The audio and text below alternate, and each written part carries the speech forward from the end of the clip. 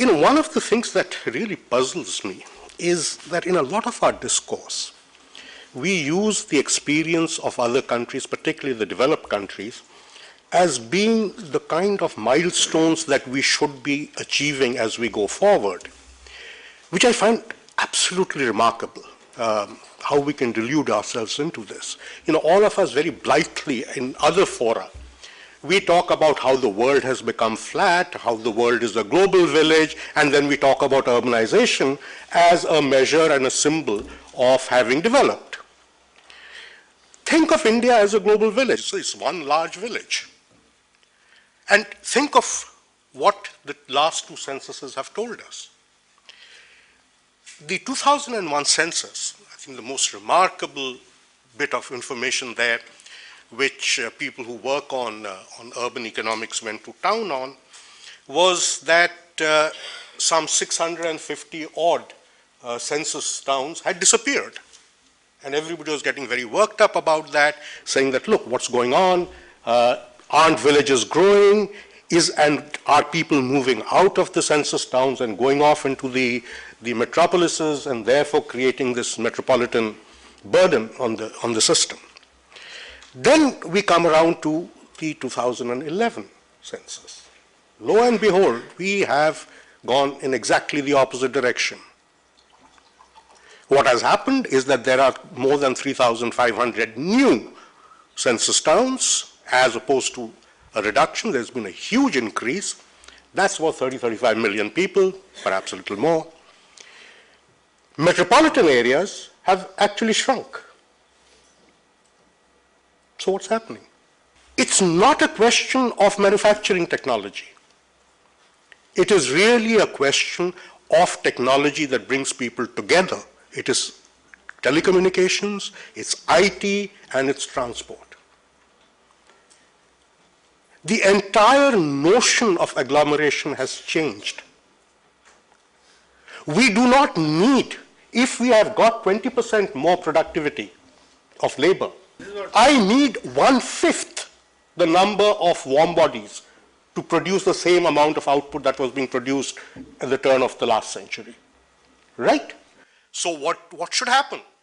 For the same scale of production, what would be an urban area in the early 1900s, in the early 2000s, it would be a village. We really need to think these things through. There is something which is happening naturally. People are actually telling you what it is that they would like to do and how they would like to do it. Let's listen to that. We have interpreted the 2011 census as saying that Indian cities have become so unpleasant that nobody wants to shift to an Indian city from the Indian village. Well, those people have never been to an Indian village. Indian villages are not great places to live in. And however bad cities are today, they're not quite as bad as everybody's making it out to be. So there's something else I think that is going on.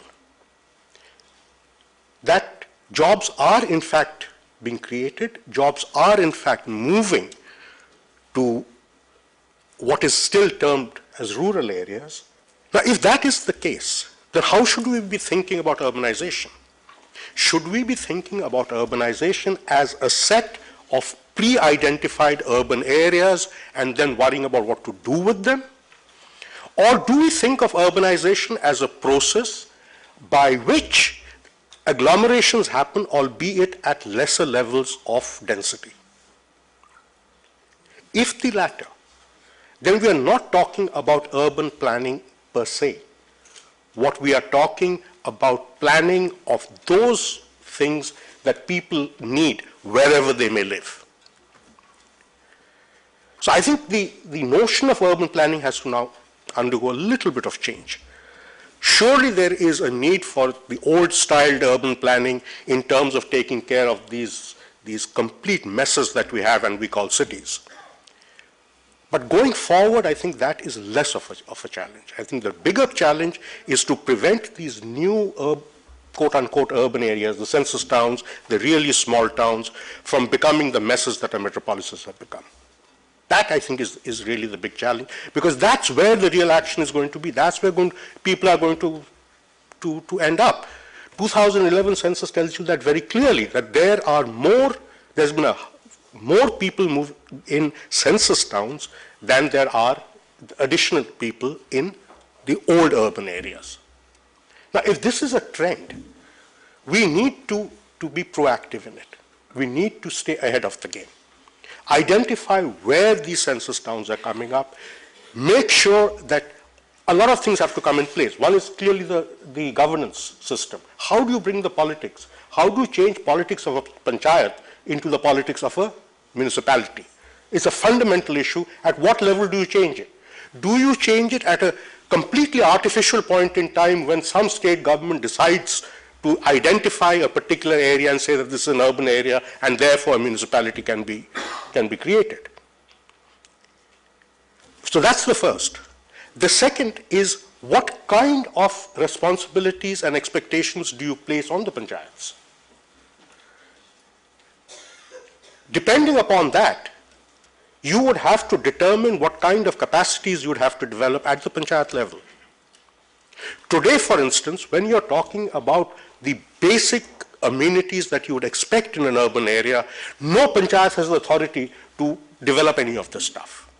They can't build a road, they can't give electricity, they can't give sewerage, nothing. Are you willing to say that give it to the panchayats, because unless the work gets done before it is identified and classified as an urban area, you would have lost the game. You would be behind the curve and you would never be able to catch up, as we are facing today. This is really the urban challenge to my mind.